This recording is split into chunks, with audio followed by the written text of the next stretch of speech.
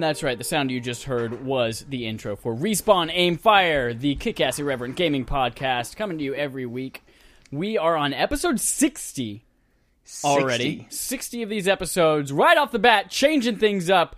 Holden, guess who's coming to Fortnite? Well, first of all, did you say your name? No, I didn't say my name. Say my name. Say your Thanos. name. Say your name. My name is Thanos. I'm coming to Fortnite. Hi, I'm Chad Michael Ennis. I'm Holden DePardo. And we're talking about Thanos and motherfucking Fortnite. Yeah. Does this tickle your titties? I haven't played Fortnite before. I did really like Infinity War a lot, more than I liked other Marvel movies. Question. So I it's not going to get me to play the game. Infinity War. Oh, yeah. It was incredible. Fucking loved that movie. If you haven't seen it yet, I'm going to spoil it right now. Just kidding. I'm not going to spoil anything. Definitely got to see it. Your eyes got so big. Yeah, well, this is one of the only movies I've been like, don't spoil it. This movie's like, yeah, spoilers don't matter. But this movie, spoilers really matter. Oh, yeah, spoilers matter. But this is exciting as hell. First of all, for the first time, I have thought about playing Fortnite. Really? I have not actively downloaded it. I have not started it. But this is like, I thought about playing Fortnite. I'm not an online multiplayer guy. I've downloaded this game. I downloaded it 2 weeks ago. I've still not touched it. Tell you what, I'm downloading it as we speak to my phone.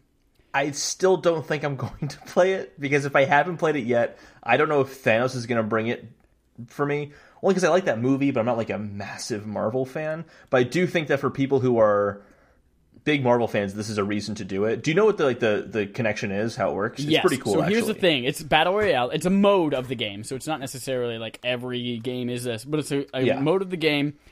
All of your people are in the game, and there's an Infinity Gauntlet somewhere. Whoever reaches that first has the power of the 5 stones of the Infinity Gauntlet. And you basically just become superpowered, and that sounds awesome to me. Why does that sound awesome? I don't give a shit about Fortnite. I don't give a shit about building, but the whole world does. But what I really love is that this is a cool way to integrate movies into games in ways that have not been done on this scale. I mean, aside from like, oh, you get a skin every once in a while, or a cool thing that makes you look like Mega Man, or that's not a movie. Mega Man's not a movie. But my question for you is, with Thanos coming to Fortnite, what's the new standard? Like, this is an entire new game mode. It is temporary. What are the movie tie-ins? What do you see, like, game mode-wise?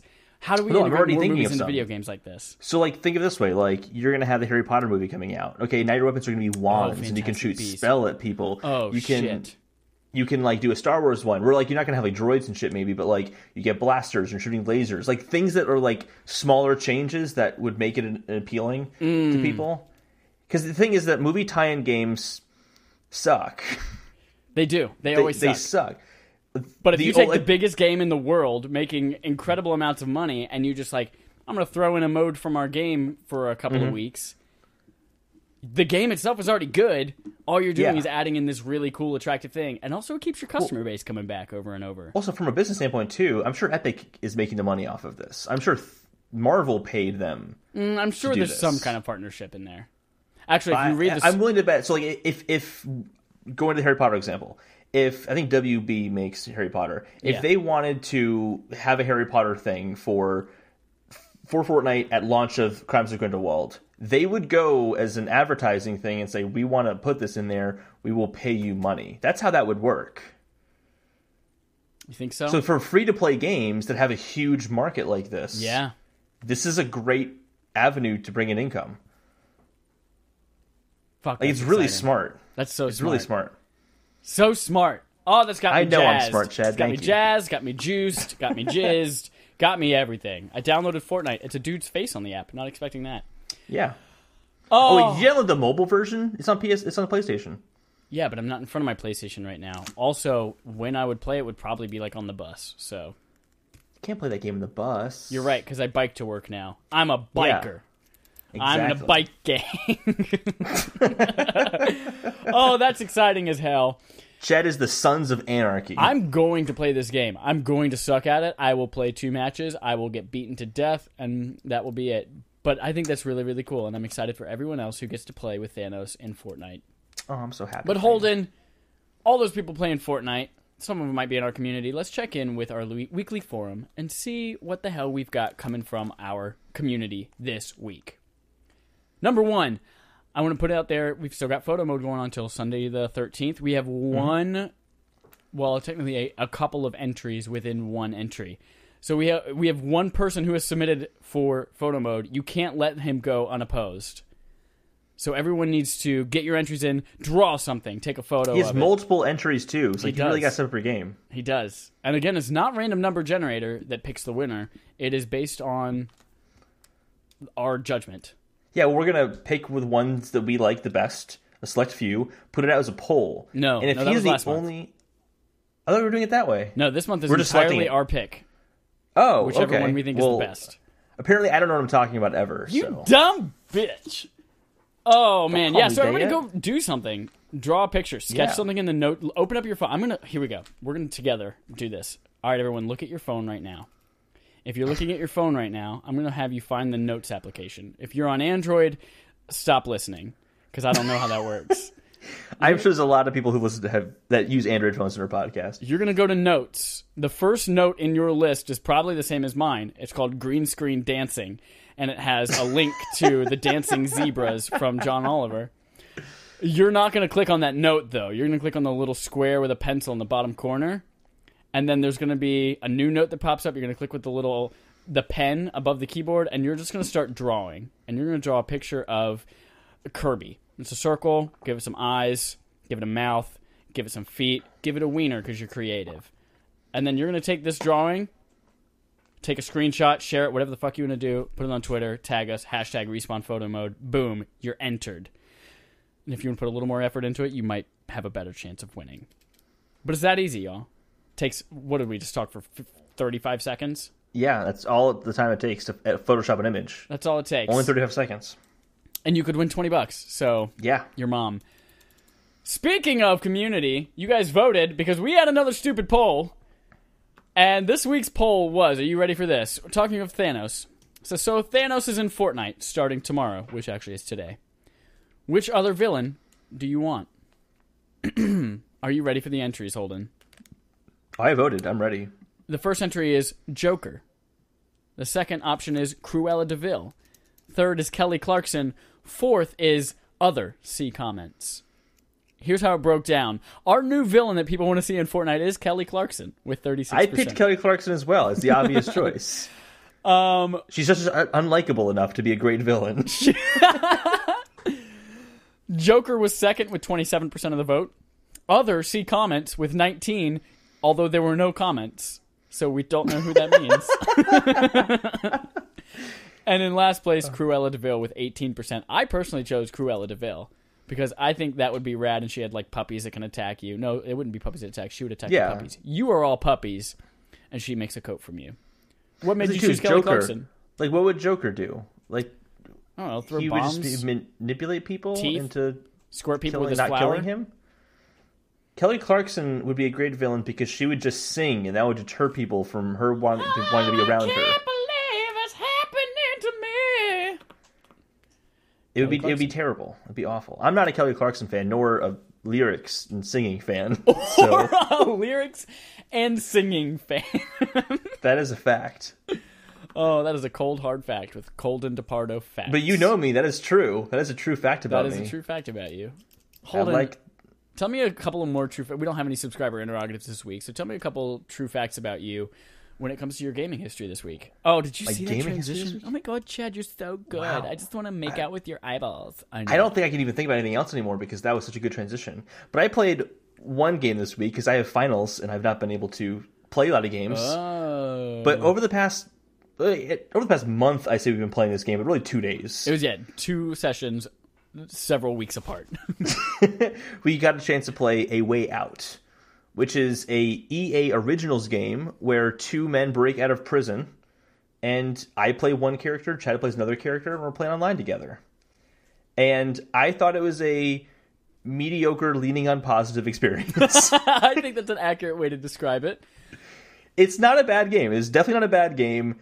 I think that the fun of it came from me and Chad being good friends and being able to goof off. Yeah. And just do stupid stuff.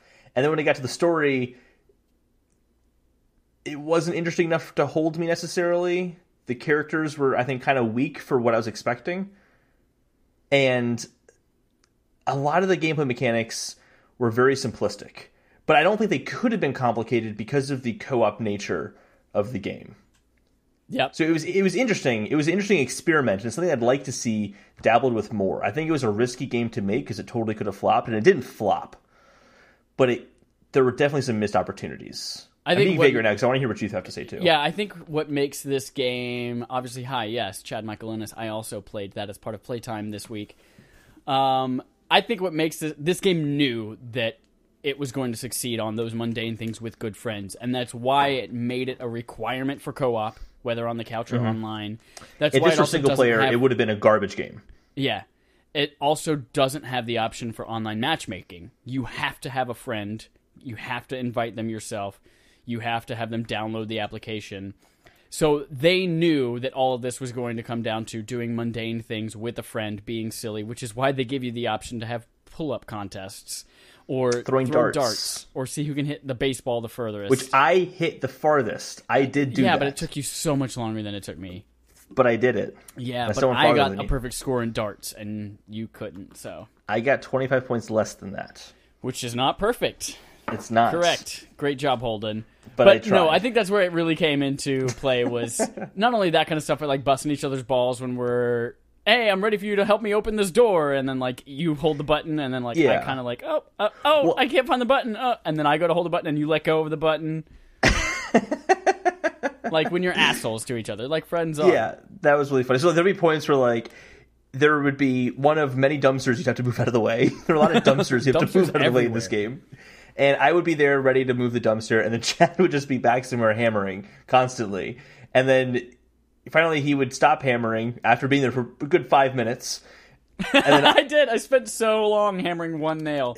You did. So you were there for a long time. And then as soon as you show up to help with the dumpster, I walk away and start hammering the same piece of wood just to mess with Chad. It was really fun doing that way. It was just funny because that thing usually annoys me, but it was really funny in the context of that game. Yep. Where like the context is the cops are coming after us, like we have to go as quickly as possible, and we're just like, do you want to, just shave this wood for a little while before we go on to the next thing, or play basketball with my kid and just spend trying to make sure he doesn't get the ball at all costs. Yep. That was hysterical. So I think it succeeded in that point. It was fun to play. There was an interesting twist at the end. I won't spoil it, but there's an interesting twist towards the end of the game that I felt like it took way too long to get there, and that's kind of my biggest criticism of the game. It was only 4 or 5 hours long, and I think that was about maybe 2 hours too long. No, I think it was longer. I think it was like 6 hours. I think it was supposed to be 4 to 5 hours. Our first we were dicking around so much. An hour and a half. Our first session was like an hour and a half, and then our second one was like 3 hours. Was it really like that? Okay. Yeah. I thought we spent 3 hours the first time too. Nope, you're a lying whore. Oh, okay. I also think, too, that the funnest part of the game was breaking out of prison. Yeah, and that's accomplished, like, in the first hour. Yeah, like, we did that in our first session. And the remainder of the game is learning about these characters with almost shockingly little depth to them. Yeah, if you're gonna play this game for the characters, you're gonna be disappointed. Just play it to have a good time with your friend. They are archetypes at best. Yeah.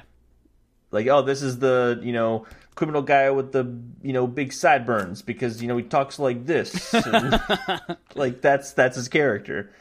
Overall, I'm not upset that I paid the $30 for it. $15 if you count the fact that you didn't have to buy it. Yeah. Because you get a free token to play. Something that is both commendable and a criticism I have is that it's really cool that only one of us had to buy the game. So thank you, Chad. You're welcome. For offering me that experience for free. But the process of figuring out how to get the game to work on my end was not immediately clear. Like it differs per console. Yep. So on PlayStation, you have to download the demo, and the only reason we knew that is that to me, I noticed the demo was the same size as the game on the PlayStation Store. Yep. That was the only clue. Otherwise, you had to go online and look it up on their website. There was nothing on Chad's end when he opened up the game that said, hey, if you want to play with your friend, you're on PlayStation, you should do this. What happens on your end is you got a link to say, hey, let Holden know he should play this game. You send me the invite, and then it sends me to the store page to spend $30 on it. Yeah. So they're trying to get us to spend more money on it, which I can't blame them necessarily, but they didn't have to do it that way. I doubt that This was is like EA. them trying to swindle you out of Why money. they could have just said, "Hey, if your friend wants to play it, tell him to download the demo first." It was one dialogue box. They couldn't say that because it was different on every console. It was a demo on PlayStation. It was like but a they trial changed on the Xbox. controls on a PlayStation to say hit X instead of hit A or something like that, True. or hit cross to hit A. So it's a simple thing they could have changed. It is one dialogue box. One dialogue box. I'm not saying there was any sort of malfeasance in there, but it was definitely a criticism I had. But I had played nothing else, so it's all up to you now, Chad. What did you play? Played God of War, of course, some more for maybe a good additional 7 or 8 hours. Ooh, I am you beat it progressing. yet? Oh no, I have not beat it yet. Have you I'm beat it progressing now? in the story. What about right now? I have beat it now. Oh, okay, I'm cool. progressing in the story. I am enjoying the shit out of it, loving it more and more with every playthrough and with every session. Again, if you have a PS4, especially a PS4 Pro, and you don't have this game yet, hold into Pardo. You're an idiot. Hey, I am busy right now. Next up, I played on Nintendo motherfucking Switch, Donkey Kong Country Tropical Freeze, and this shit is good. This shit is really good. I'm like, You're also a halfway big Donkey Kong fan. I am. Yes, I'm a big Donkey Kong Country fan. If you haven't heard, I played it a lot as a kid. Parents loved it. They got me into it. Parents still play it. They're playing Donkey Kong Country 2 right now. This game is hard, but it is so imaginative, and it borrows elements from like there are secrets throughout all the levels. There are secret exits as well if you like can look for little clues everywhere that remind me of Super Mario World and kind of exploring. All right, there's another alternate way to get here or a way to unlock a different part of the map, and I'm just loving it a lot. It's really great. I play it on my lunch breaks, on the bus, because it's on Switch and you can do that. Switch, y'all. It's wonderful, and it was it was a full price game. It was $60. Yes, $60. Yeah. What's new on the Switch? There's the option to play as Funky Kong as well, which means you can basically get a double jump. Spikes don't hurt you. It's basically easy mode because this game is difficult. It is a difficult I've heard it's very platformer, difficult. But it's great. Well, I think Donkey Kong has always been known as being the more challenging platformer game on Nintendo's offerings. Yeah, but even this one's more difficult than I'd say. Even the first world and a half, I found is more difficult than almost all of Donkey Kong Country 1, 2, and 3. Oh, wow. Okay, interesting. Yeah. But it's good. I'm enjoying it. It's tough because there's games coming up I really want to play. God of War and Donkey Kong are among them, and now I feel like I have to decide, do I want to play Donkey Kong Country Tropical Freeze or the new God of War game? Well, then And you I got don't to know. also make the decision if you wait too long, Detroit Become Human, I'm Project definitely not playing Octopath that. Traveler, Not playing that Mario game either. Tennis Aces. I am getting that game for sure. Like, all of these games, yo. Samus I'm not getting Returns Detroit again. Become Human. That one's not real. Yeah, it's not. But I would get that if it came out. I know you would. I would get that game. It's a good game. Holden! That's all we played. Yeah. What do other people think about what they played last month? Yeah, so we delayed Leaderboard from last week to this week so we can talk about Donkey Kong Tropical Freeze, just because Chad's opinion doesn't really matter. It's really more important what other people have to say Because I about don't have this a game. publication. So we have 3 games we're going to be talking about with Leaderboard. We have Nintendo Labo, which is going to include the Robot Kit and the Variety Kit. We're going to talk a little bit about Radical Heights. There weren't very many reviews for it, but I wanted to talk about it anyway. And then we're going to talk about Donkey Kong Tropical Freeze, which we will start there. It had a Metacritic score of 86, which is actually 3 points higher than it had on Wii U, which is quite nice. All It had right. 50 positive reviews and 4 mixed reviews. Fuck those mixed And reviews. basically what they're saying is very much what Chad just said. It is a very difficult game, but people found it rewarding because of that. They liked the fact that when they got to the end of a level, they felt really accomplished, that they managed to overcome the difficulty, and that the easy mode of Funky Kong isn't just a give me. It's not like Nintendo's in Super Mario Odyssey, the assist mode, where right. if you fall, they just bring you right back up again. Or in New Super Mario Bros. Where they're like, would you like to just get a star and run through the whole level instead? Exactly, yeah. So it's not a give me. You still have to play the game. It's just kind of a little bit of assistance, like mild assistance of the game, which is nice. They also, the boss battles are commendable. Every review commented on the boss battles, which is not something you hear about very often in a 2D platformer, which is pretty cool. They did say the controls are better with the Pro Controller, but overall the controls are very tight to begin with. I've only ever played with the Joy-Cons separated. They say you should really try playing it with the Pro Controller. They say it's supposed to be very good that way. Okay. And then in terms of just differences between the Wii U version and this version, like you really have a choice nowadays. Of course, you're going to get the Switch version. The camera tends to zoom out kind of far for the handheld mode. Sometimes it can be kind of hard to tell what you're doing. I've noticed that, yeah. Especially during boss battles, which is a pretty common thing with Switch games. I'm not too surprised to hear that. The loading times are, of course, faster, and the image is cleaner than it was on the Wii U version. Really, I didn't hear a single negative thing about this game. Everything was positive. It's great. Everything. That is contrary to the next game we're going to talk about, which is Radical Heights, where very little good things were said about the game. Holden, what is Radical Heights? Radical Heights is we talked about it, I think, last week or the week before. We did. It is the new game from Boss Key Games, which made Lawbreakers, which is made by Cliff Bleszinski, who is known for the Gears of War franchise. He made Gears of War. And they basically said, hey, Lawbreakers didn't do so well, so we're going to have this new Battle Royale game we're making called Radical Heights. And the theme of it is that it's kind of like game showy. You're collecting money that helps you buy weapons, and it's not a lot of fun. So it's an early access. They say that a lot of the complaints seem to be because it's early access. Like, one of the big things, like, sound is very inconsistent in the game. You might hear enemies walking around when there's no one around you, or you might not hear footsteps when there is an enemy around you, and next thing you know, you're dead. And a lot of the combat is inspired by the lineage of what they've made before. So, like, Cliff Bleszinski's really into shooters. Lawbreakers was a arena hero shooter akin to, like, Overwatch or something like that. But because it's like an arena shooter, you can shoot someone from kind of too far away to the point where it's frustrating because you never really had a chance to have a confrontation with that person. And then when you lose your money, that sucks. And the money also makes it very difficult to play with too, because basically when you kill someone, you get money. You get the money to increase cosmetics, to get better gear, but you can also deposit that money in an ATM if you can make it there, and then you can use that money in a future round, which means that if you're a veteran player of this game, you could be getting really great equipment out of the gate to do really well. Whereas we just talked about like Fortnite, there's the Infinity Gauntlet.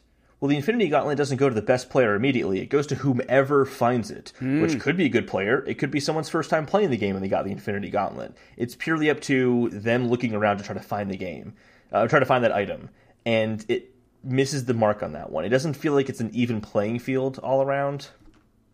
There was complaints about the humor of the game being repetitive. So if you've watched clips of this online, it'll say like a joke when you go to get a gun out of like the vending machine that sells you guns. If you don't have money, it makes the same joke every single time you don't have money. And it was funny the first time, but then the second time you're like, oh man, maybe it's just a coincidence. I got the same joke. And then the 15th time you're like, no, it's just that one joke and it's all they have. That's obnoxious. It's very obnoxious. It could just be an early access thing. We're like, hey, look, we want to get this game out there to play. We'll figure out these kind of small funny details afterwards. But everything I've been hearing is saying that it doesn't feel like it's easily fixable. Like, it's really some core things about the game that make it unique that aren't great, which is kind of a shame. The only cool thing that was said about the game was that you enter maps in a cool way. All these Battle Royale games generally start off with you falling from the sky and like parachuting down. This, you're not parachuting, you're just falling. And when you hit the ground, you just roll and you just start going. And everyone kind of said they just liked that. And it's a really minor thing to be like, that's the good thing about the game. That's worth the $30 or whatever it costs. Exactly. But it's early access, so it could change. But the user base we talked about last week already dropped 82%, so not too strong there. So the third game we have is technically two games, kind of. We're talking about Nintendo. Oh, Radical Heights, there's no Metacritic information for it because there's just not enough out there yet. Leaderboard is now going to be talking about Nintendo Labo, and there's two games here. We have the Variety Kit and the Robot Kit. The Variety Kit fared better with a 76, 9 positive, 3 mixed. The Robot Kit didn't fare quite as well, had 69 with 69 with 1 positive and 7 mixed. So not as favorable on the Robot Kit. No. So here's what they're kind of saying. So the Variety Kit, and really just in general between the two kits, the construction's kind of complicated in some regards. The robot kit especially takes 4 hours to assemble. Yeah. Some of the reviewers said that they felt stupid and it took them 5 to 6 hours. So like a longer than what they said the children should be able to do it in. So they weren't feeling too strong. Japanese children are a lot smarter than us, though. This is true. This is true. And it requires a lot of patience, and there's a lot of repetition in the buildings. Like they pointed out the piano keys specifically are all the same thing you're making over and over again, and there's 13 of them. And when that takes a few hours to complete, they can get a little tedious over time. And then once you finally have built, something just dropped. Once you finally build these things, the gameplay depth is like your reward for playing them is really shallow. Yeah. Which I shouldn't surprise anybody, I think. But basically, you either have games that last you a few minutes or they have a few stages. So like with the variety kit, you have the motorcycle you build, and you kind of turn it, and they say it looks a lot like Mario Kart, but there's only 3 stages. And it's just not interesting. The house, each little mini game that's a part of the house is like maybe a few minutes before you get bored with it. What was the most commendable one, though, was the fishing game. The fishing game got a lot of positive talk. Really? They said that it's the one that you can play a little bit more often. I think even Brian Altano and IGN and the IGN Nintendo Voice Chat podcast or Nintendo podcast said that it was the most fun he's had fishing in a game in a while. Even more so than Far Cry 5 that just came out recently. But then again, you have to... Is it worth the building of this fishing rod to get to that point, to play that? And that's not what I was really hearing. With the robot kit, it's the most complex of the games to play, which isn't necessarily saying much. You either have 2 modes. One is you are destroying a city, and you have to do it as quickly as possible to get as high of a score as possible. So you're just punching and knocking down buildings, punching UFOs as they come in, like nothing super impressive. And then there's a challenge mode where you have to do something in an X amount of time, which is still just revolves punching things. Punching is fun, man. Punching can be fun, but overall, the big complaint is there's not a lot of substance to a lot of these games. I think what the most interesting thing that's going to come out of Labo is going to be the Toy-Con garage stuff, what people come up with themselves. Yes. And I personally would really love, like, similar to how you can put your stages that you create in Mario Maker up, I would love to see, like, an official, like, put up your programs that you wrote for Nintendo Toy-Con Garage, and then you can put up a blueprint for the cardboard for it as well. I think social media will just take care of that, I think. Yeah.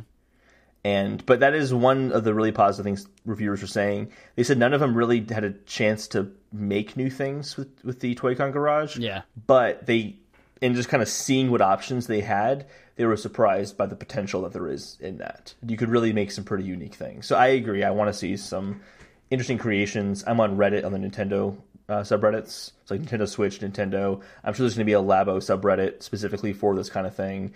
And I'd be curious if anyone shows off cool creations with that. Sweet. Sounds like That's Labo didn't set the world on fire. But Donkey Kong did pretty good. It did do pretty well, yeah. Speaking of Donkey Kong, Holden, that brings us to our quest log, and we've got a slew of fetch quests ready for your earballs. These are all the quests that aren't quite as developed or important or don't need as much explanation or comment from us. So let's start with the fact that Retro Studios was in charge of porting Donkey Kong Tropical Freeze.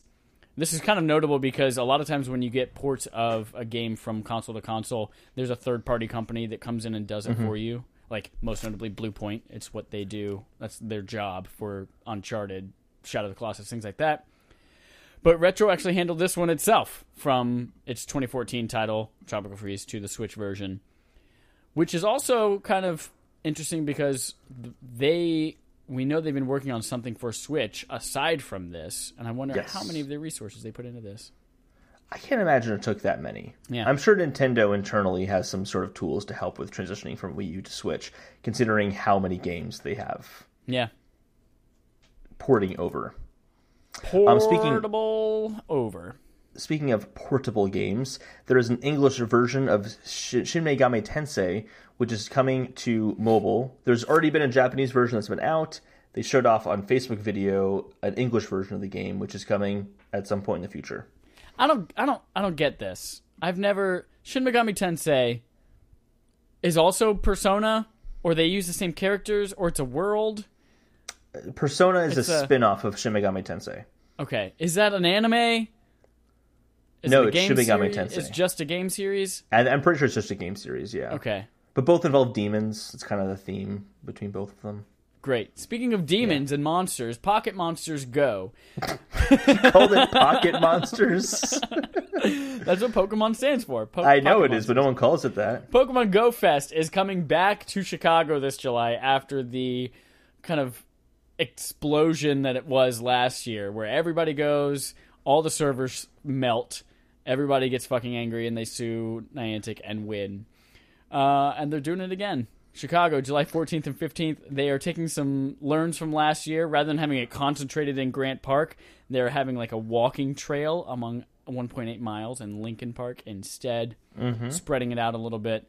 I unfortunately will not be in Chicago during this part, so I won't get to take part in any of the activities. But if you are, great. If you are an international listener, they are returning with Safari Zone in Europe and Japan as well this year. Check out their site for deets on dates. Deets on dates. Beats? Bees? Beads? Speaking of, Arrested Development Season 5 is coming so soon, you guys. So soon. Oh my gosh, I can't wait. I've been watching Season 4. Fetch me some requests. We have Republic VR is coming to Oculus VR and Gear VR. Actually, it's already been out. It came out May 1st. So it'll be exciting. It's a mobile stealth game where you're like looking through security cameras to help someone else navigate around. And I might get that because it's on my Oculus Go, which I will actually have a review for officially next week. Nice. Is this a VR version of the same game or a standalone experience for VR? VR version of the same game, but they had to retailer some assets to make it work and run as well as they would have liked it to. Cool. Because like you can see more if you're able to look around than what they were able to do with mobile. So gotcha. They had to change some things up there. Fez D, you just got a Switch and you have a PC and you love Steam. You just want to lick that Steam sugar right off of that Fun Dip stick. And it's now going to work with your Switch Pro controller. So you no longer are limited to just like third-party controllers or Xbox. You can now hook up your Nintendo controller to it. I want to try this because when I got my new MacBook Pro, I thought I'm going to play Half-Life 2 finally. I'm going to play it on... Not. And no, I bought it. I legitimately bought it, and I started to play it, and I returned the game because it had PlayStation 4 controller support, which is built into Steam, and it did not work. So it's not going to work with every game. Oh. But it is going to come. So just to be clear about that. Woo! Speaking of coming, is Rocksteady working on a Superman game that might be coming in the future? This is some rumors, maybe. This is a questionable rumor. It stemmed from 4chan, which is why I'm not considering this a big story. But it is notable because Rocksteady made the Arkham games. There's been talk of them making Superman games. There's more discussion of that, hopefully. But a game that is for sure coming is Conan Exiles is coming to PS4. In fact, it's actually now already here. As of today? And is that it? it's out now. And it's also, I didn't realize how big of a game this was. In early access on PC and Xbox One, it sold 1 million copies. What? People give a shit about Conan the Barbarian? I know, that's the same thing that I said. I'm very surprised about that. Does anyone realize that Arnold Schwarzenegger movies are bad? Terminator was good. Jingle All the Way was good. Oh, man. Well, cool. As a kid, I did love Jingle All the Way. Also, if you pronounce it Conan, then that's the way you pronounce it, and I'm not going to pass any judgment. Apparently, there are strong pre-orders for the Spyro trilogy, which gives good news for anyone hoping for more remasters in that same vein. And that's coming out not soon, right? That's like July? Or did they just say summer? No, it's September. September, yeah. Speaking of things that are coming not soon, Switch selling way more than it is right now. I mean, it's going to continue selling strong. That was also a great transition. Good job, me. Thanks, me. High five. Nintendo is kind of committed to selling and supporting 3DS until Switch kind of reaches this point where people are buying multiple per family. That's kind of where they see it. And 3DS right now, every kid can afford one. in the family, and they will kind of want Switch to be the same way. And until that happens, hey, support what you got there. Mm-hmm. Yeah, this isn't too surprising to me. Even kind of put out the price of the Switch, it's just too expensive for a family to buy one per child in the house. So I think once they release a cheaper version of the Switch, we'll probably see it. But we'll get into a little bit more Switch news about their online service. That their online definitely hints towards them wanting one for every family member. Yes, we'll talk about that actually, because I had read into that more, and it's not what you think it is. Cool. Yeah. We also there are 3 kind of Bethesda-themed Xbox One game bundles coming out, which all sound great. I didn't see anything about pricing on it, though, but basically you're going to have a Skyrim Special Edition plus Fallout 4 bundle you can get. Not like with a console, but like just you can buy both games together. Yeah. There's going to be Doom and Wolfenstein 2, and there's going to be Prey and Dishonored 2. Ooh, one of those is good. I got Prey a few months ago, actually, and I want to play that. Dishonored 2. Okay, you don't have any impressions because you haven't played it yet. Okay. Yeah, but I had played Dishonored 2, and I didn't like it as much as Dishonored 1. Okay. Yeah. Cool. So, those are our fetch quests. If you're in the market for an Xbox One, you like Bethesda, and jump on in. Now, Holden, that brings us to the end of our fetches. It's not to buy a console with. They're just in the store, you can buy them together. I'm sorry, what? Wait, I misunderstood you. What? It's not a console bundle. It's just you can buy both games together on their online store. So, like when... Okay. It's like a collection. Okay. It's not necessarily a... It's like when you can buy Jurassic Park 1, 2, and 3 in the same Blu-ray disc. Exactly. Okay. It'd be cool if they were bundled. Those would be sick console bundles. Like Skyrim and Fallout 4, like buy this bundle and never have to buy another game for Xbox One ever again. And there's no pricing info on that? Not that I saw. It came from Major Nelson. They're $60 because they've been on sale. And in fact, they're currently on sale for $30. Most of those games are all $30. Look it up if you can. I was just pulling that from Major Nelson, who's like the kind of direct source for Xbox related news. Yeah. Well, tell me about some game potatoes while I'm looking. Yeah, we have 2 game potatoes. They're not huge game potatoes, but just things that I thought were stupid. We almost named our podcast that. It lives on. So, first game potato is Nintendo's recruiting for potential level designers in this for the Zelda franchise for the next Zelda game, which is a big duh. Obviously, they are, because they're never not making a new Zelda game. They're never not making a new Mario game. You know, Rockstar's never not making a new Grand Theft Auto game. Of course, they're hiring people for that job. I just think this is such a non-story, because duh, of course. It's like the stories of Nintendo's working on a new console, or Sony's already developing PS5. Of course they are. They're always working on the next thing. So, stupid story. Other stupid story, because I just don't think it's going to happen, is that the U.S. International Trade Commission has agreed to look further into a certain portable gaming console with attachable handheld controllers and components thereof. They've not made decisions yet on the merits of the case. This is basically the Game Vice versus Nintendo Switch, where Game Vice, who makes basically mobile controllers for iPhone and iPad that stick on the side, think that the Switch is interfering or infringing on their patent of Joy-Cons sliding out of the side of a Switch. I think if you have half a brain and you look at both consoles, you realize they're not the same fucking thing. Yeah, they're very different. They're very different. So I just don't think that this is going to fly, but Game Vice is determined to make sure that Switch doesn't... It's basically the goal is to block U.S. sales. That's never going to happen. It's never going to happen. And also, can you think of a way to make people hate your company even more? Yep. It's just stupid. It's a really stupid story. But we got some big stories to talk about now. Hold on. I did find pricing on those Bethesda bundles, and I would advise you not to buy them. Oh, really? Because the Skyrim Fallout 4 bundle is $80. Oh. The Prey Dishonored 2 bundle is $65. And the Doom Wolfenstein bundle is also $80. Again, almost all of those games are on sale for $30 or less on the Xbox Live Store, on PSN right now. Damn. Yeah. And they are frequently on sale for that price as well. Interesting. Note that. Thank you for pointing that out. Thank you for pointing that out. You're welcome. I mean, yeah, if you got duped into like going to some big box store and you bought them full price for some reason for $60 a pop, yeah, that might be a good deal. But So, speaking of Microsoft, let's talk about some other weird things that they've done. Ooh, what's weird? So, there's been a story from Variety, I think, which is strange for video games. But they were talking about why Microsoft doesn't reveal the Xbox sales figures. And it's not because they don't have impressive sales to show off, apparently. It's apparently because they want to measure not on sales, but by user engagement and how much people are using the consoles that they have. That's a good PR spin on absolutely we're not great PR selling spin. enough Xboxes to make it noteworthy. Because they started doing this in 2015, which is like a year and a half after Xbox One wasn't selling well.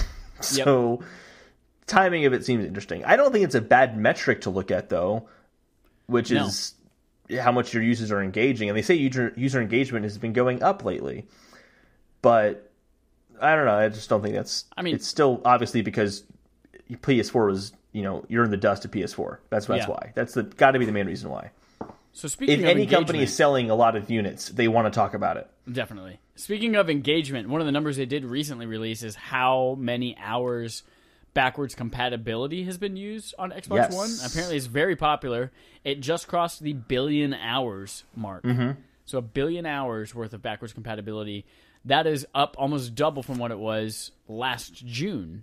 In June 2017, it was at 508 million hours, which is awesome because PlayStation's stance has always been like, people always say they want it, but nobody ever really uses it. That's a lot of hours of people who don't want to do something. And that is, yeah.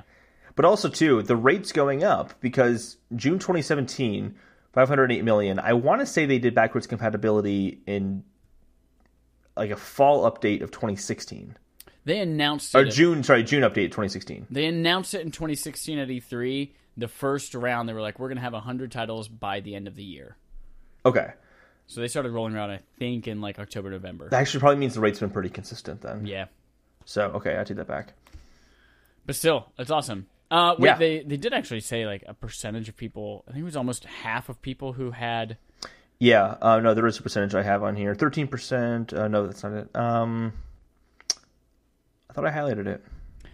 Well, damn it. Well, it was a big chunk. Like a big... Oh, around half of all Xbox One owners have used the feature. Yeah. Okay. There are some more numbers we need to talk about, though, and that is the number of Xbox Live players is up 13%, and there are now more than 200 games that are enhanced for Xbox One X.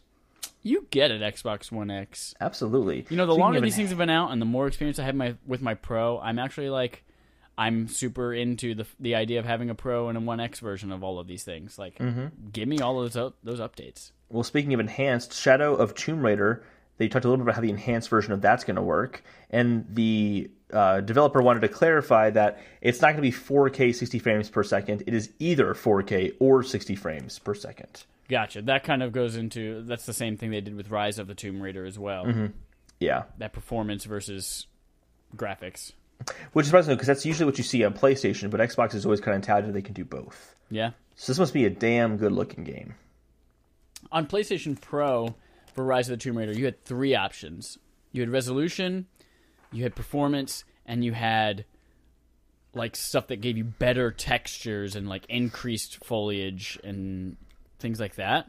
Mm-hmm. I wonder if this has just like everything has increased foliage, textures, all of those things, and now you can choose between those. So it is a little bit improved, maybe? They've talked about that. So there's 2 modes. There's 4K resolution, which is 4K 30 frames per second, and then high resolution, which is 1080p 60 frames per second. No matter which mode you choose, you will always have HDR, improved physically based rendering, hardware tessellation, anisotropic filtering, and additional dynamic foliage. You pronounce that word because I've messed this up before. Foliage. I caught all of those words, and I know exactly what every single one of them means, and you don't have to test me on it. Yeah, absolutely. What's tessellation mean, Chad? Tessellation means God of War is the fastest-selling PS4 exclusive game ever, beating out Horizon Zero Dawn, beating out Uncharted 4. For reference, in its first 3 days, it sold over 3 million copies. Which in is its crazy. first week, Uncharted 4 sold 2.7 million copies. So God of War is doing pretty good for PlayStation. I thought it would sell well, but this is really goddamn good. Yeah, God of War damn good. Yeah. So, of course, that was only 3 days worth of sales figures. It's now been out for almost 2 weeks. It does include pre-orders in that, too, though. Yes. So, technically, maybe not all of that was in the first 2 days, or the first 3 days, but all the people who played it in the first 3 days was 3.1 million. That totally counts as first 3 days. If I pre-ordered it, I count towards the first day. Yeah. That counts. No, that totally counts. If Xbox comes out and says, all right, you guys, we sold 1 million Xbox Ones on day one, like, oh yeah, but like 900,000 of those don't count because they were pre-ordered. No, they sold 1 million Xbox Ones. You're just if wrong Nintendo said it, I would agree with it, but Nintendo didn't say it. Butt munch. Oh, I love you. Get out of here. God of War direction on death of single player. I didn't actually read this article yet. Yeah, so basically the director of God of War just came out and just talked about why the death of single-player games is ridiculous. He's like, I don't want to make competitive games. I'm never going to make competitive games. I'm always making single-player games. And there's always been what he calls an ebb and flow of going between competitive games and single-player games being the highlight. Like in the 90s with like arena shooters, multiplayer games were huge again. And then PS3 era, and you were kind of getting back to some like really good single player game experiences, and now we're kind of going back into a competitive, and it just kind of goes back and forth based on what people are interested in. He's like, it's not going to be the death of anything. That's what he was saying, which I just thought was notable considering he's probably one of the most prominent game developers right now. Yeah.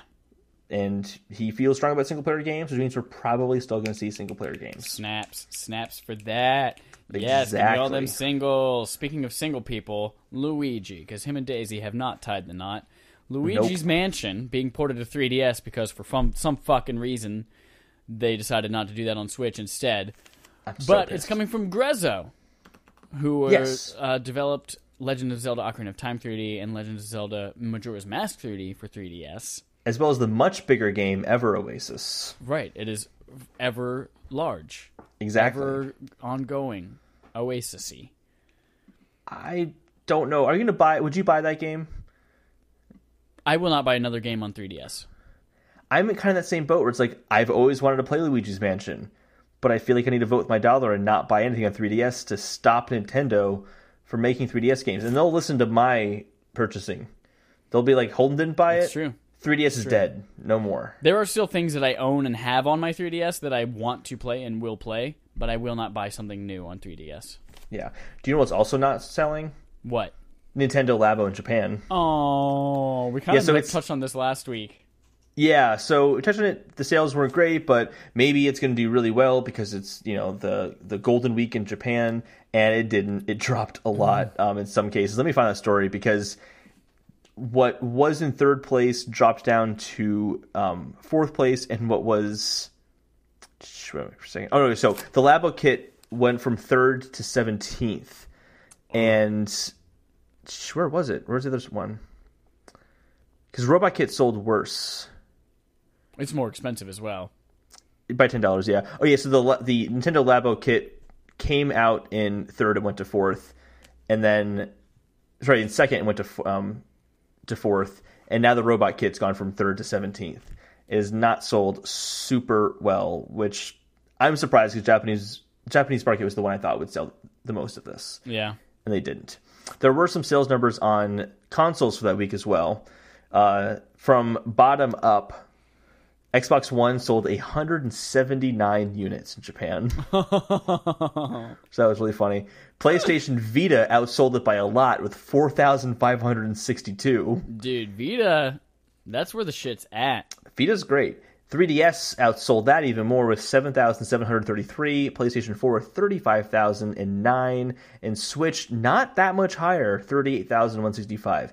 That surprised me that PS4 is still holding that strong in a mobile-focused market. Yeah. Very impressive. It's that remote play. Oh, yeah. I bet that might be a big part of it. I tell you what, though, remote play is catching on. There are so many people at my work right now who they bring in their MacBook. Daniel was just doing this the other day. Shout out to Daniel, who beat Rom in Bloodborne. He beat it in the break room because he had his PS4, or he had his DualShock with his MacBook in the break room. There's also an unofficial app called RPlay for iOS on iPad and iPhone that has MFI like iPhone game controller support as well, and people are doing that on their phone and remote playing. And damn, it's a big thing. Maybe Sony should release a new handheld and capitalize on this. Capitalize. Now, here's the thing, though: is this a thing because God of War just came out? No, nobody's playing God of War with it. I'm the only person. Oh, really? Interesting. Really, the only person? I'm the only one who bought it. I know the people you work with, and they buy the big games. They buy the God of Wars. What's the deal? No, nobody's ever bought anything. Interesting. Well, you know what I'm excited for, Chad? I'm excited for this. What the fuck are you excited for, Holden? Jesus Christ, just say it already. Red Dead Redemption 2. Just tell me what it is. 2. Anything, just like name the name of it. Red Dead What's Redemption the title 2. of it? Just tell me the title. I think it's Red Dead Redemption 2. It's what? Red Dead Redemption 2. Oh, Red Dead Redemption 2. I had to say it so many times in a row. It's so fast. I literally was not making fun of you. I mumbled it and tripped up on the word. Oh, really? I was trying to say. That's really funny. So the new trailer for that game came out. It looks fantastic. Does it? Really? I think it looks great. I don't know. I don't know. I've just been playing God of War in 4K HDR, and I just expected it to look better. Oh, I just meant like visually. I can't wait to play the game like as a whole experience. It looks awesome. I always talk about the graphics. I think the graphics look pretty damn good though, considering it's an open world game. Yeah. I guess with that caveat, it's just like it's also Rockstar, and after playing Horizon and God of War, I just want everything to look that good. Well, you can't have everything, Chad. They have to make for multiple platforms. You're right. Not everything. I'm always right. Because John Red Dead Marston Redemption is coming to Switch. Just kidding, it's not. Oh my god, that'd be amazing. I do think GTA 5 might though. Anyway, hey, calm down. Say that for our E3. I didn't say it was coming E3. I'm just saying I think it might be that's coming. one of my E3 predictions. Oh, is it? Okay. Yeah. Well, I'm stealing it now. I said it first. It's mine Everyone now. knows. Shut up. Get out of here. Get out of my brain. Who are you? John Marston's coming back for Red Dead Redemption 2. Red Dead Redemption 2. And I don't know how I feel about that because I didn't really want it to have anything to do with the original game at all. Or I shouldn't say original game, but it's a prequel. I don't know. But it looks good. It looks cool. They released a video talking about how they're handling narrative, and they're handling story in a pretty unique way for an open world where how you treat people basically will not like by like a meter of like you're going renegade or you're doing Paragon or something like that. It's just how based on how you treat people, it'll affect how the story moves forward. Which is pretty interesting. I'm curious to see how they handle that, considering that Rockstar are good storytellers in games. Yeah. A few more stories left. Tell me about this Kinect one. Why the fuck is this coming back? Yeah, so not in the way you would think. And I'm actually debated whether or not we should talk about this because it's not gaming related. But Kinect is going to be revived, and it's going to be cloud powered via Azure, and it's going to be used as a HoloLens sensor for next generation HoloLens headsets. Next generation HoloLens? They haven't even released a first generation HoloLens. You can get it. You can buy it. But isn't that like a prototype developer type kit? Yeah, but it might be part of the original, like the first consumer HoloLens product, but it's not in this current prototype build. It might be in another prototype build. Nice. But they want to make it, and Natia Sadela is the one who talked about this. So I was just very surprised. And they're referring to it as Kinect. Interesting. Yeah, it's not like they're just using the sensor and rebranding it. No, it's Kinect Azure. The Kinect Azure project. But obviously hooked up to a PC, not an Xbox, right? Yes. Yeah. Well, connected to a HoloLens. But HoloLens runs through a PC? No, it's all standalone. How does the Kinect plug into the HoloLens? They didn't talk about it. They just said it'll be used for new, interesting applications. And the Kinect has to plug into a PC. HoloLens is a standalone device. Yeah, but Kinect is not. Kinect is not a wireless device.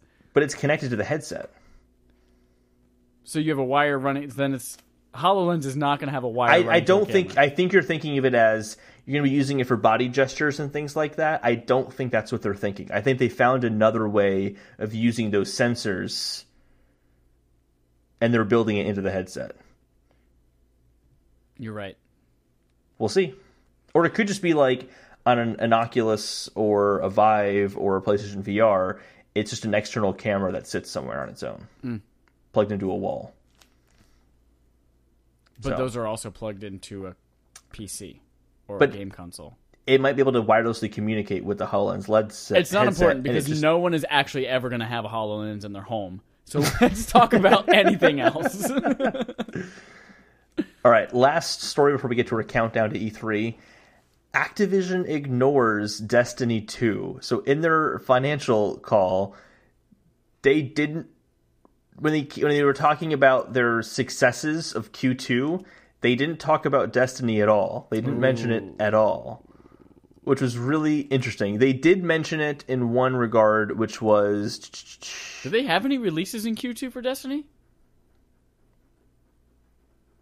No, but in terms of like sales and like all that, like Okay. DLC, yeah, they DLC come out, but they didn't mention it in terms of like here's something notable about this quarter, Destiny, which is their big franchise. They would usually talk about it alongside like Call of Duty, and now they're not bringing it up.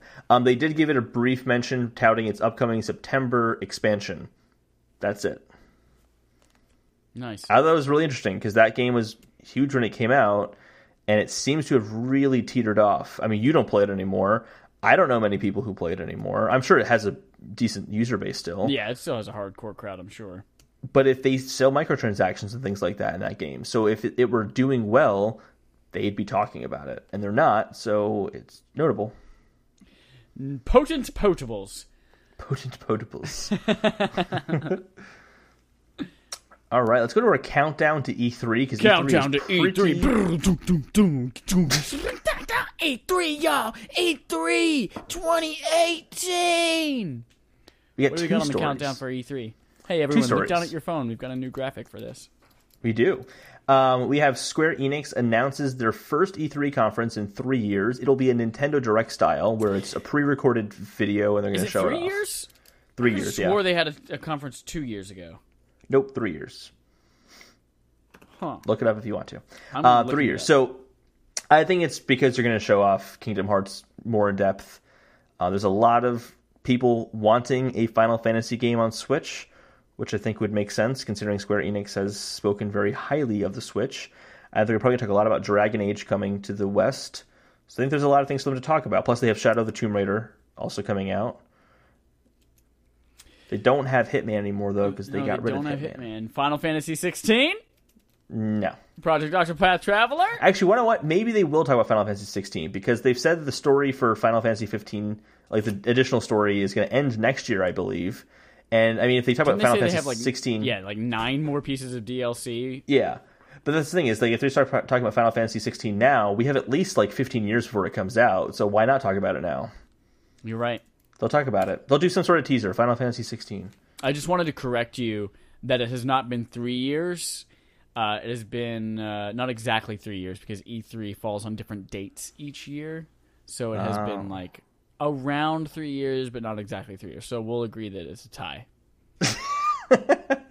It sounds like it's been 3 years. No. If it was 3 years, it'd been to the day. Plus, there was a leap year in there. Tell you what, we'll both agree on the next story.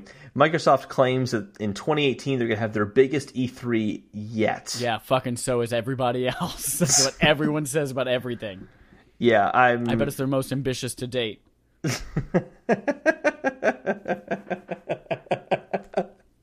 Oh, my God, I love that when they say that. We're taking this E3 to the next level. Oh. So they have to do something big this E3, but I think overall this is going to be a quiet E3 for the main console manufacturers. You think? Except for Nintendo, of course, because they don't have a new console looming. So I'm curious what they mean by biggest E3 yet. Like, great, you've announced a release date for Crackdown 3. Like, State of Decay 2, I think, would And already the be game out is at that literally the biggest because it's 506 gigabytes in size. This is our biggest E3 yet. They don't have or one car in do stage. they literally mean just time? It's the Just longest. time, yeah. It's going to take the most data to download and stream. Well, Chad, they're not going to have one car on stage this time. They're going to have 3 cars on stage this time. But Just they wait. are technically literally strewn across 2 different convention centers, right? Oh, so biggest space taken up. Biggest physical space presence. It's the biggest space between our 2 conferences at E3 ever. Oh, Very that's excited. interesting. They're gonna have that. They're gonna have like at the LA Convention Center itself. They're gonna have Mixer, which who fucking uses Mixer? I don't even know what it is, I'm an old man basically. And then they have across the street, still part of E3, but across the street, all of their actual shit. Fun. Fun. Oh, but Holden, here's what everybody in the whole fucking world wants to hear about. Our main quest today.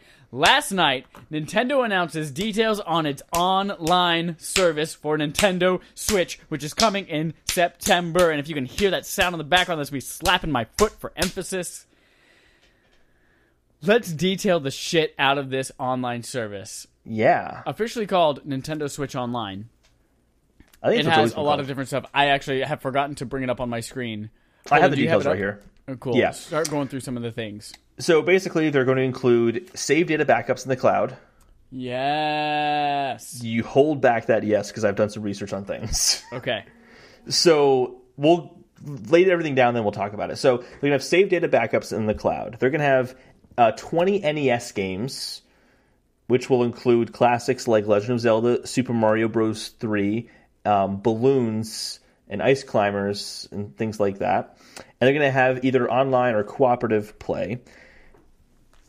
The pricing is going to be $3.99 a month, $7.99 for 3 months, $19.99 for 12 months, or $34.99 for a family for 12 months. And to clarify what that means, that does not mean that you can get multiple Switch units on one family account. What it means is you can get multiple user accounts on one Switch, their own different Nintendo account with online access. No, but if you have a single Nintendo account on a system, then all the user accounts can share that information, but it's the same account. It's not like you have your own account.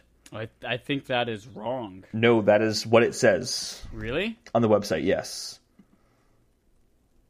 It's very strange. No. I'll pull it up. Pull it up on I'm just reading notes that I took. So I found the FAQ. But that's basically what it's looking like. What are your thoughts on it? I wonder what your thoughts are. And I'll find this thing about the... Yeah, I thought it said across multiple Nintendo accounts or devices was the family... You share your thoughts and I'll look into this. I have the FAQ loaded up right now. Okay. Overall, I think this is exactly what I expected from a Nintendo online service. I was surprised at the family tier of it. But no, cloud saves, obviously, yes. Everyone needs that nowadays. Pricing of it, they already told us it was going to be $20 a year. I am more concerned over the NES offerings. Like, Nintendo Entertainment System, they officially called the Nintendo Entertainment System Nintendo Switch Online service, is the Netflix style Nintendo virtual console replacement, because there's another article from Kotaku where Nintendo reached out to them and let them know the virtual console branding is no more. So we won't see anything under that umbrella. It doesn't mean we won't see that same type of stuff, just it won't be branded virtual console. Thank you for saying that, because everyone's going, oh my god, virtual console's dead. No, they just said the branding for that is gone. Right. It's a very important distinction. Overall, yeah, it doesn't blow my socks off. It doesn't wow me, but I'm concerned that, do these 20 Nintendo games that are going to be there, first of all, why did you only announce 10 of them? I mean, they're NES games. No one's going to be surprised. Oh my god, this game is coming? What? No, it's games that have been around for 40 years. Not 40 years, it's not that old. But anyway. Close. That's the part I'm probably least excited about, which is also the part that probably is costing the most money. Because let's face it, no one's going to pay that much to play Mario Tennis Aces online. No one's going to pay that much for cloud saves. And no one's going to pay that much for Nintendo Switch app on their phone. The money you're paying is really for the 20 NES games that you get that are going to be expanded upon. But then $20, does that mean that we're not going to get SNES games? We're not going to get N64 games as part of that, or GameCube games as part of that? Because that's not enough honestly. $20 a year is not enough for those kind of experiences. So on the NES, I've thought. I have a note here, too, which is basically, I get to play SNES games. I'd like to do that. I don't see N64 or higher, but SNES at least, please. The upside of the NES games is that they're at least adding functionality. You're going to be able to play Super Mario Bros. 3 online with a friend. You're going to be able to play Legend of Zelda cooperatively online with a friend. And that's really cool. That's something you couldn't have done before because Nintendo didn't allow it. But it's something you couldn't have done before. So at least they're adding something to it that they didn't have before. My question is, there's 20 games. Are they in a little while going to go, okay, we're also adding Super Mario World because we're doing SNES now, which means we're taking away Super Mario Bros. Super Mario Bros. 3. Is this going to be a smaller list? They're going to kind of maintain the small list? Netflix adds things and removes things? Or are they just going to constantly be adding to it so it gets better and better over time? I would hate if they removed it because as gamers in general, we all have huge backlogs. Mm-hmm. I have so many things downloaded on my 3DS that I still got to play. But if it's only gone for if it's only up there for 3 months, well, shit, now I got to play this game sometime in the next 3 months. And it's an NES game. It's not a new game that's in your backlog either. Right. I'm excited by the NES thing, but I don't disagree with you that I'd like to see more than that. I kind of think, though, for $20, though, this is such a better value than what you'd get on PlayStation or Xbox from a price standpoint specifically, that these little things are forgivable, but there's definitely some nitpicky things that don't seem too great. I just looked into the pricing for the family plans, and what it says here is actually really confusing. So it says that you have to make a family group, and that once someone has bought the $34.99 in the family group, everyone in the family group has it. It actually doesn't specify if it's for multiple consoles or not, but it never says for multiple consoles specifically. So I found some things piecing together from the fact that leads me to believe that you can have it across multiple ones. One, we know that the membership is for the account itself. Yes. The family membership can be across 8 different users or 8 different accounts on there. Okay. And then there's a question that says,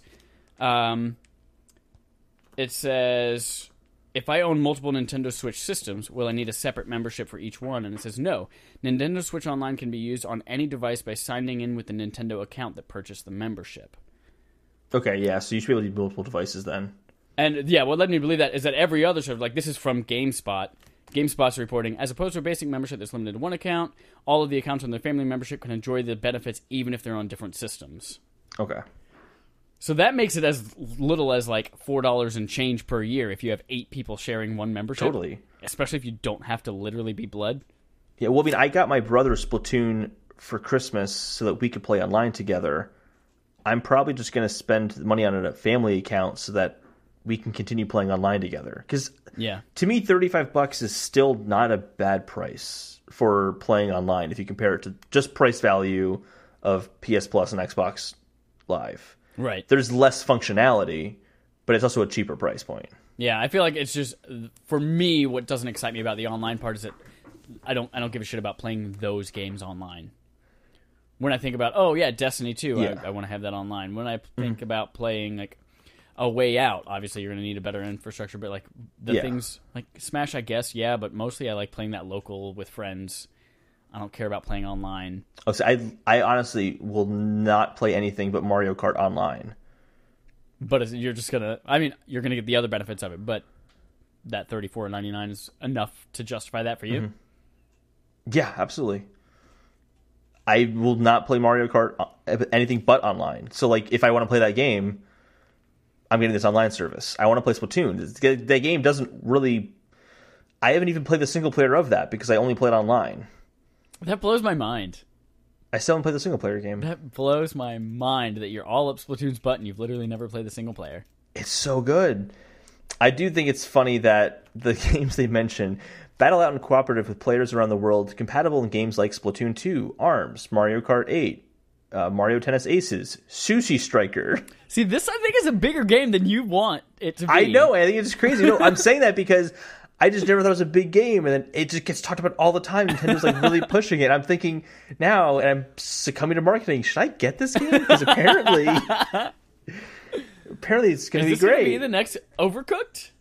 Oh, Overcooked's so good. Overcooked was fucking great. So here's the thing I'm concerned about, and I really hope that this is just a mistranslation. Someone translated, granted via Google Translate, the Japanese site of all these announcements. Yeah. Right?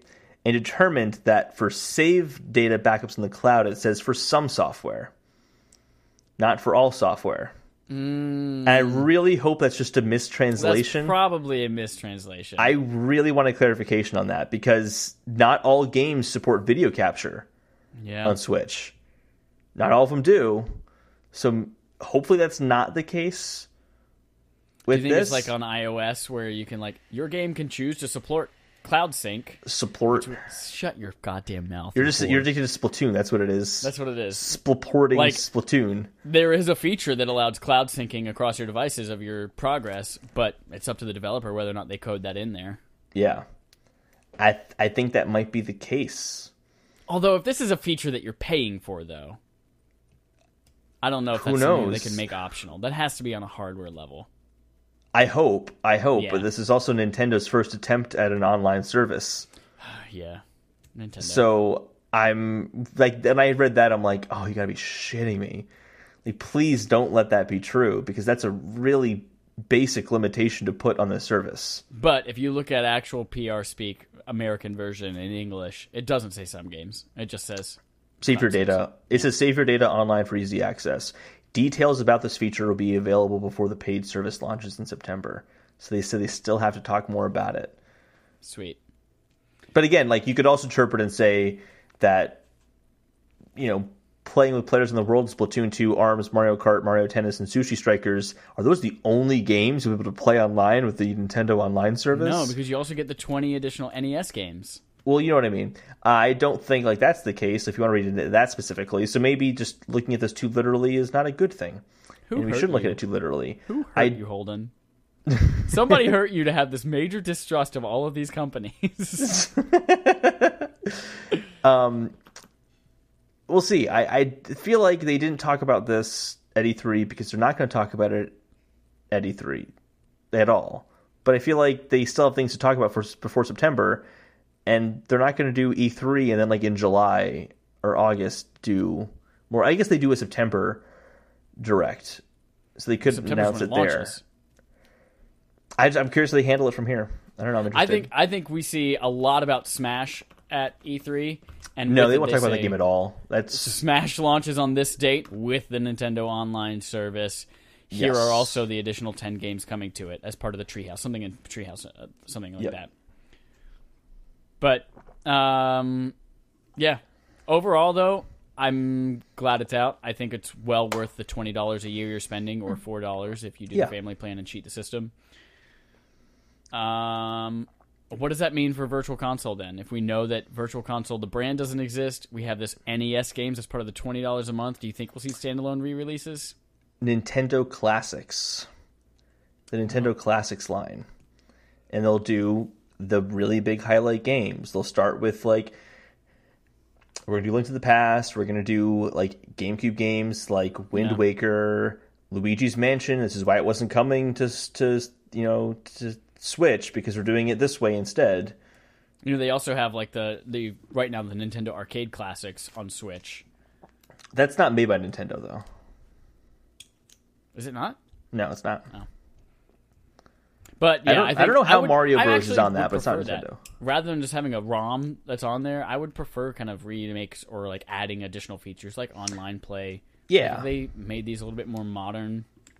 Not remaking the game or remastering it, but just update it a little bit and sell it to me as a new game. I'd be into that.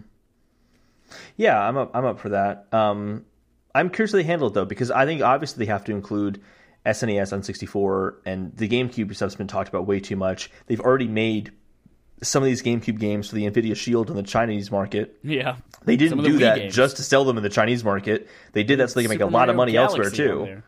Yeah, exactly. So they're going to release those games on the Switch. I'd be floored if they didn't release those HD remakes they made on the Switch. Yeah.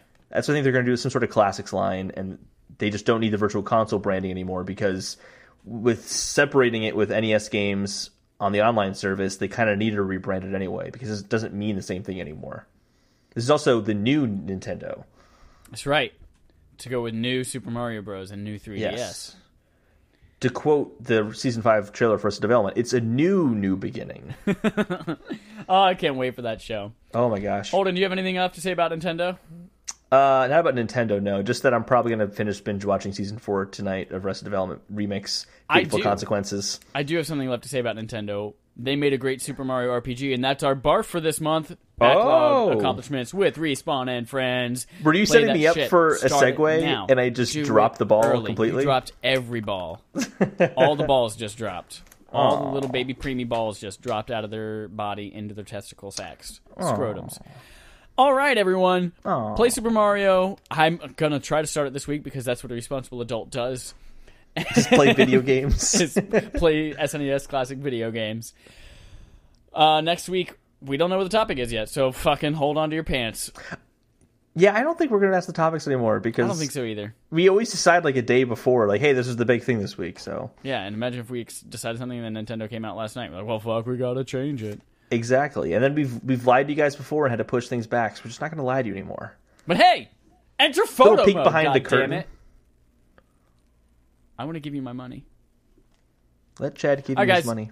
We'll see you next week. Same Toodaloo. time, same time zone that you're in right now, unless you move. All right, goodbye. Bye-bye.